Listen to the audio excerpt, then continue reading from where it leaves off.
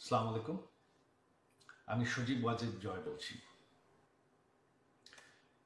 অনেকদিন পর আপনাদের সামনে সরাসরি কথা বলছি। প্রথমে আমার আপনাদের প্রতি কিছু প্রশ্ন আছে। আজকে কি আপনারা ভালো আছেন? আজকে কি আপনারা বাংলাদেশে নিরাপদ আছেন? আজকে কি স্বাধীন আছেন? আজকে কি এই অবৈধ সরকারের বিরুদ্ধে আপনারা মুখ খুলে কথা বলার সাহস পান?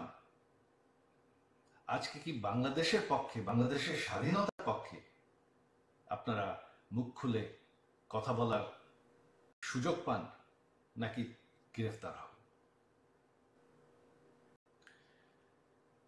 গত 1 বছর ধরে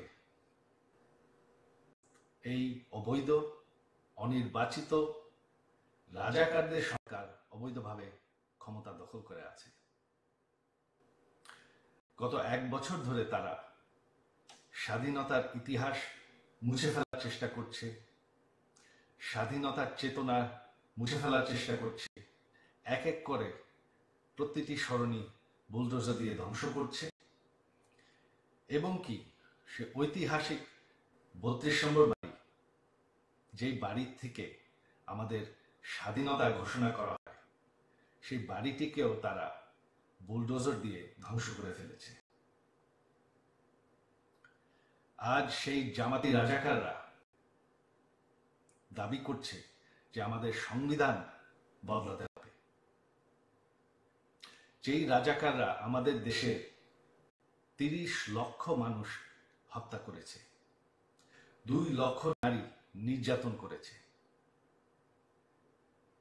আজকে তারা বাংলাদেশকে ফেরত পাকিস্তান বানাতে চায়। আপনারা কি সেটা চান? আগামীকাল সেই ঐতিহাসিক 15ই আগস্ট, সেই কালো রাত, যেদিন বঙ্গবন্ধুকে এবং আমার সকল পরিবারকে হত্যা করা হয়। বঙ্গবন্ধু কোনো রাজনৈতিক দলের সম্পদ নয়। সকল বাঙালির কাছে আমার আহ্বান যে আপনারা যদি স্বাধীনতার চেতনায় বিশ্বাস করেন, আগামীকাল সেই ঐতিহাসিক 32 নম্বর বাড়িতে গিয়ে বঙ্গবন্ধুকে স্মরণ করবেন, সেই বাড়ির সামনে ফুলের তোড়া রাখবেন এবং মোমবাতি জ্বালাবেন। বাঙালির মাটি থেকে স্বাধীনতার চেতনা মুছে ফেলা যায় না।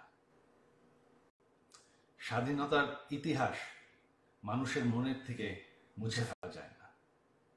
আর বঙ্গবন্ধুকে বাংলাদেশের মানুষের মনের থেকে মুছে ফেলা যায় না। 32 নম্বর একটি বাড়িটি আর নেই, তবে সেই 32 নম্বর ধানমন্ডি ঠিকানাটি এখনো আছে, সেই মাটিটি এখনো আছে। আর মাটি কোনোদিন মুছে ফেলা যায় না, চেতনা কোনোদিন মুছে ফেলা যায় না। আর আমার বিশ্বাস আপনারা বঙ্গবন্ধুকে ভুলেন নাই।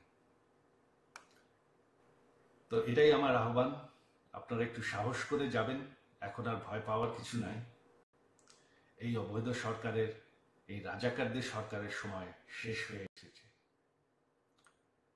বাংলাদেশের মাটি থেকে কোনোদিন 71-এর ইতিহাস মুছে ফেলা যাবে না, বঙ্গবন্ধুকে মুছে ফেলা যাবে না।